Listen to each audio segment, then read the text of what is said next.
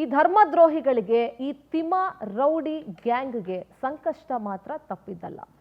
ಧರ್ಮದ ಬಗ್ಗೆ, ಧರ್ಮಸ್ಥಳದ ಬಗ್ಗೆ ಅಪಪ್ರಚಾರ ಮಾಡ್ತಾ ಇದ್ರು. ಪವರ್ ಟಿವಿ ಈ ಹಿಂದೆನೆ ಸಾರಿ ಹೇಳಿತ್ತು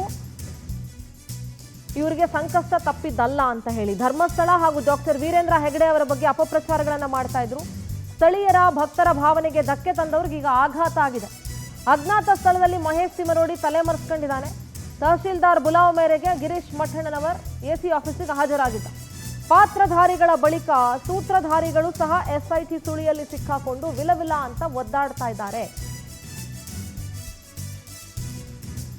ಪವರ್ ಟಿವಿ ಮೊದಲಿಂದನೂ ಕೂಡ ಹೇಳ್ಕೊಂಡೇ ಬಂತು, ಇವ್ರು ಎಷ್ಟು ದಿನ ಮೆರಿತಾರೋ ಮೆರೀಲಿ, ಆದ್ರೆ ಇವ್ರುಗಳಿಗೆ ಸಂಕಷ್ಟ ತಪ್ಪಿದ್ದಲ್ಲ ಅಂತ. ಧರ್ಮಸ್ಥಳದ ಬಗ್ಗೆ, ವೀರೇಂದ್ರ ಹೆಗಡೆ ಅವರ ಬಗ್ಗೆ, ಜೊತೆಗೆ ಅಲ್ಲಿನ ನಿವಾಸಿಗಳಿಗೂ ಕೂಡ ಹಿಂಸೆಯನ್ನ ಕೊಟ್ಕೊಂಡು, ಧರ್ಮದ್ರೋಹದ ಕೆಲಸಗಳನ್ನ ಮಾಡಿಕೊಂಡು, ಕೋಮು ಸೌಹಾರ್ದತೆಯನ್ನ ಕಾಪಾಡದೆ ಅದಕ್ಕೆ ಧಕ್ಕೆ ತಂದುಕೊಂಡು, ಸ್ಥಳೀಯರ ಮತ್ತು ಭಕ್ತರ ಭಾವನೆಗೆ ಧಕ್ಕೆ ತಂದವ್ರಿಗೆ ಈಗ ಆಘಾತವನ್ನ ಎದುರಿಸಬೇಕಾದಂತ ಪರಿಸ್ಥಿತಿ ಇದೆ. ನೋಡಿ, ಎಸ್ಐಟಿ ಸುಳಿಯಲ್ಲಿ ಎಲ್ಲರೂ ಕೂಡ ಸಿಕ್ಕಾಕೊಂಡು ಒದ್ದಾಡ್ತಾ ಇದ್ದಾರೆ. ಒಂದಲ್ಲ ಒಂದ್ ಕಡೆ ಇವರು ಸಿಕ್ಕಾಕೊಳ್ಳೇಬೇಕು. ಬಂಧನ ಭೀತಿಯಲ್ಲಿ ತಿಮ್ಮರೌಡಿ ತಲೆಯನ್ನ ಮರೆಸ್ಕೊಂಡು ಬಹಳಷ್ಟು ದಿನ ಆಗೋಯ್ತು. ಪೊಲೀಸರು ಹುಡುಕಾಡ್ತಾನೆ ಇದ್ದಾರೆ. ನಿರೀಕ್ಷಣಾ ಜಾಮೀನು ಅರ್ಜಿ ವಿಚಾರಣೆ ಅಕ್ಟೋಬರ್ 4ಕ್ಕೆ ಮುಂದೂಡಲಾಗಿದೆ. ಅಕ್ರಮ ಶಸ್ತ್ರಾಸ್ತ್ರ ಪ್ರಕರಣದಲ್ಲಿ ತಿಮ್ಮರೌಡಿ ನಾಪತ್ತೆಯಾಗಿದ್ದಾನೆ. ದಕ್ಷಿಣ ಕನ್ನಡ ಜಿಲ್ಲಾ ಪ್ರಧಾನ ಸೆಷನ್ಸ್ ಕೋರ್ಟ್ನಲ್ಲಿ ವಿಚಾರಣೆ ಇತ್ತು. ಸರ್ಕಾರಿ ವಕೀಲರಿಂದ ನಿರೀಕ್ಷಣಾ ಜಾಮೀನಿಗೆ ಆಕ್ಷೇಪಣೆಯನ್ನ ಸಲ್ಲಿಸಲಾಯಿತು. ಇತ್ತ ರಾಯಚೂರಿಗೆ ಗಡೀಪಾರು ಮಾಡಬಹುದು ಅಂತ ಹೈಕೋರ್ಟ್ ಹೇಳಿದೆ, ಆದರೆ ಒತ್ತಾಯದ ಕ್ರಮ ಬೇಡ ಅಂತಲೂ ಹೇಳಿದೆ. ಗಡೀಪಾರು ಮಾಡಬಹುದು, ಆದರೆ ಒತ್ತಾಯದ ಕ್ರಮ ಬೇಡ ಅಂತ ಅಕ್ಟೋಬರ್ 8ರವರೆಗೂ ಕೂಡ ತಡೆ ಹಿಡಿದಿದೆ. ಅದಕ್ಕೆ ಅಕ್ಟೋಬರ್ 8ಕ್ಕೆ ಮುಂದಿನ ವಿಚಾರಣೆಯನ್ನ ಹೈಕೋರ್ಟ್ ನಿಗದಿ ಮಾಡಿದೆ.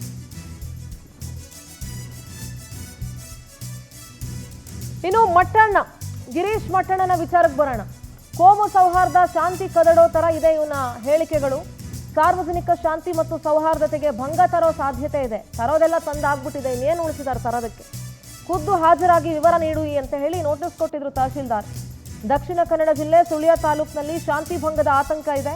ಈ ಭಾಗದಲ್ಲಿ ಶಾಂತಿ ಮತ್ತು ಸೌಹಾರ್ದತೆ ಕಾಪಾಡುವುದು ಅತಿ ಅವಶ್ಯಕವಾಗಿದೆ. ಶಾಂತಿ ಕಾಪಾಡುವ ಬಗ್ಗೆ ಗಿರೀಶ್ ಮಠಣ್ಣ ಭರವಸೆ ಕೊಡಬೇಕು. ಸೆಪ್ಟೆಂಬರ್ 29ರಿಂದ 1 ವರ್ಷದವರೆಗೆ ಶಾಂತಿ ಕಾಪಾಡ್ತೀನಿ ನಾನು ಅನ್ನುವಂಥ ಭರವಸೆ ಕೊಡಬೇಕು. ಅದಕ್ಕೆ 1 ಲಕ್ಷ ವೈಯಕ್ತಿಕ ಮುಚ್ಚಳಿಕೆ ನೋಟಿಸ್ ಅನ್ನ ಕೂಡ ತಗೊಂಡಿದ್ದಾರೆ. 1 ಲಕ್ಷ ಮುಚ್ಚಳಿಕೆ ಪಡೆದು ಕ್ರಮಕ್ಕೆ ಮುಂದಾದ್ರು ತಹಶೀಲ್ದಾರ್ ಮುಂದೆ ಹಾಜರಾಗಿ ವಿವರಣೆಯನ್ನ ನೀಡಿದ್ದಾರೆ ಮಟ್ಟಣ್ಣನವರ್. ಸರ್, ಒಂದ್ ಕಡೆ ಈಗ ಬಂಧನ ಭೀತಿಯಲ್ಲಿ ಮಹೇಶ್ ಶೆಟ್ಟಿ ತಿಮ್ಮರೋಡಿ ತಲೆಮರೆಸ್ಕೊಂಡು ಹೋಗಿದ್ದಾರೆ. ಇನ್ನೊಂದ್ ಕಡೆ ಹೈಕೋರ್ಟ್ ಬಲವಂತವಾಗಿ ಅವರನ್ನ ಗಡೀಪಾರು ಮಾಡೋದು ಬೇಡ ಅಂತ ಹೇಳಿದೆ. ಇನ್ನೊಂದ್ ಕಡೆ ಗಿರೀಶ್ ಮಠಣ್ಣನವರ್ ವಿಚಾರಕ್ಕೆ ಬಂದ್ರೆ 1 ಲಕ್ಷ ರೂಪಾಯಿ ಮುಚ್ಚಳಿಕೆ ಬಾಂಡ್ ಬರ್ಸ್ಕೊಂಡು ಶಾಂತಿ ಕದಡಬಾರ್ದು ಅಂತ ಹೇಳಿ ಒಂದು ಭರವಸೆ ಕೊಡಬೇಕು ಅಂತ ಹೇಳಿ ಒಂದು ಮುಚ್ಚಳಿಕೆ ಬರ್ಸ್ಕೊಂಡಿದ್ದಾರೆ. ಏನು ಹೇಳ್ತೀರಿ ಸರ್ ಇವ್ರಗಳ ಕಥೆ ಬಗ್ಗೆ? First of all, power TV start ಮಾಡಿದಂತಹ ಧರ್ಮ ಯುದ್ಧ ಅಂತ ನಾವೇನು ಶುರು ಮಾಡಿದ್ವಲ್ವ, ಅದು ಇವತ್ತು ಧರ್ಮ ವಿಜಯದ ಕಡೆಗೆ ನಾವು ಏನು ಸಾರಿದ್ವಿ ಅದರ ಕಡೆ ಹೋಗ್ತಾ ಇದೆ. ನಾವು ಯಾವಾಗಲೂ ಹೇಳ್ತೀವಿ ಟೈಮ್ ಹ್ಯಾಸ್ ಕಮ್ ಅಂತ, ಸಮಯ ಬಂದಿದೆ ಅಂತ ಹೇಳ್ತೀವಿ. ಯಾವುದಕ್ಕೆ ಸಮಯ ಬಂದಿದೆ ಅಂತ ಕೇಳ್ಬೋದು. What's happening? ಈಗ SIT ಆಗಿದೆ, 2 ತಿಂಗಳಿಂದ SIT ಅವರು 15 ಗುಂಡಿಗಳನ್ನು ಅಗೆದ್ರು, 2 ತಲೆಬುರುಡೆ ಸಿಕ್ತು, 1 ಅವನು ತಂದು ಕೊಟ್ಟಿದ್ದ. ಅದರ ನಂತರನೂ ಇನ್ನೂ ಏನು ಆಗ್ತಾ ಇಲ್ಲಲ್ಲ ಅಂತ ಜಿಜ್ಞಾಸೆ ಎಲ್ಲರ ಹತ್ರ ಇದೆ.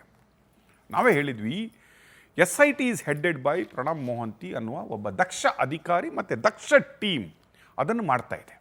ಮೋರ್ ದೆನ್ ದ್ಯಾಟ್, ಸಿದ್ದರಾಮಯ್ಯ ಗೌರ್ಮೆಂಟಿಗೆ ಇದನ್ನು ದಕ್ಷ ರೀತಿಯಲ್ಲಿ, ಯಾವುದೇ ರೀತಿಯಲ್ಲಿ ಜನಗಳಿಗೆ ಗೊಂದಲ ಆಗದೆ, ಅಥವಾ ಯಾವುದೇ ಒಂದು ಧರ್ಮಕ್ಕೆ ಅಪವಾದ ಆಗದೆ, ಅಥವಾ ಯಾರಿಗೋ ಒಬ್ಬ ವ್ಯಕ್ತಿಗೂ ಕೂಡ ಅನ್ಯಾಯ ಆಗದ ರೀತಿಯಲ್ಲಿ ಈ SIT ರಿಪೋರ್ಟ್ ಏನು ತನಿಖೆಯನ್ನು ಹೊರಗಡೆ ತರುವ ಜವಾಬ್ದಾರಿ ಇದೆ ಅಲ್ಲ, ಸಿದ್ದರಾಮಯ್ಯ ಗೌರ್ಮೆಂಟ್ಗಿದೆ.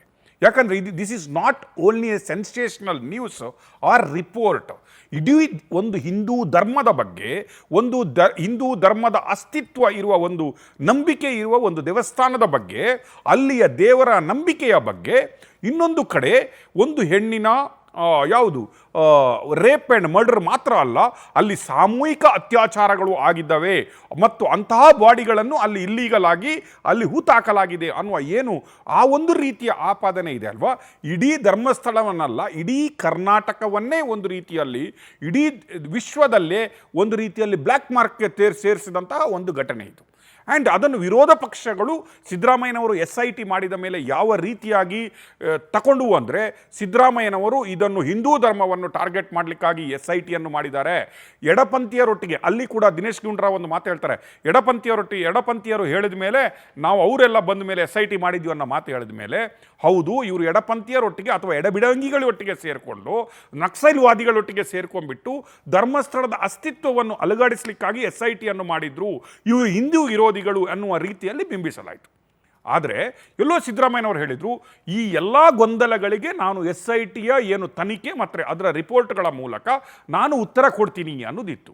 ತಲೆಬುರುಡೆ ಹಿಡ್ಕೊಂಡವನು ಯಾವುದು ವಿಟ್ನೆಸ್ ಸೆಕ್ಯೂರಿಟಿ ಆ್ಯಕ್ಟಲ್ಲಿ ಬಂದಂತಹ ಭೀಮಾ ಏನು ಚಿನ್ನಯ್ಯ ಇದ್ದಾನಲ್ಲ, ಇವತ್ತು ಅವನು ಪರ್ಜುರಿ ಕೇಸಲ್ಲಿ ಒಂದು ಆರೋಪಿಯಾಗಿ ಜೈಲಲ್ಲಿದ್ದಾನೆ. ಈಗ ಅವನು first 183 as per VNS act 183 first ಕೊಟ್ಟಂತಹ ಸ್ಟೇಟ್ಮೆಂಟ್ಗಳು ಧರ್ಮಸ್ಥಳದ ವಿರೋಧಿಯಾಗಿತ್ತು, ಧರ್ಮಸ್ಥಳದ ಮ್ಯಾನೇಜ್ಮೆಂಟಿನ ವಿರೋಧಿಯಾಗಿತ್ತು, ಧರ್ಮಸ್ಥಳದಲ್ಲಿ ಆಗದಂತಹ ಘಟನೆಗಳನ್ನು ಒಂದು ವೈಭೀಕರಿಸಿ ಅದನ್ನು 183 ಹಾಕಲಾಗಿತ್ತು. ಆ ಬುರುಡೆಯನ್ನು ನಾನೇ ತಂದುಕೊಟ್ಟಿದ್ದೀನಿ ಅನ್ನೋ ಹೇಳುವ ಸ್ಟೇಟ್ಮೆಂಟ್ ಕೊಟ್ಟಾಗ SITಯನ್ನು ರಚಿಸಿ ಉಳಿದ ಎಲ್ಲ ಕಾರ್ಯಕ್ರಮಗಳನ್ನು ಮಾಡಲಾಗಿತ್ತು.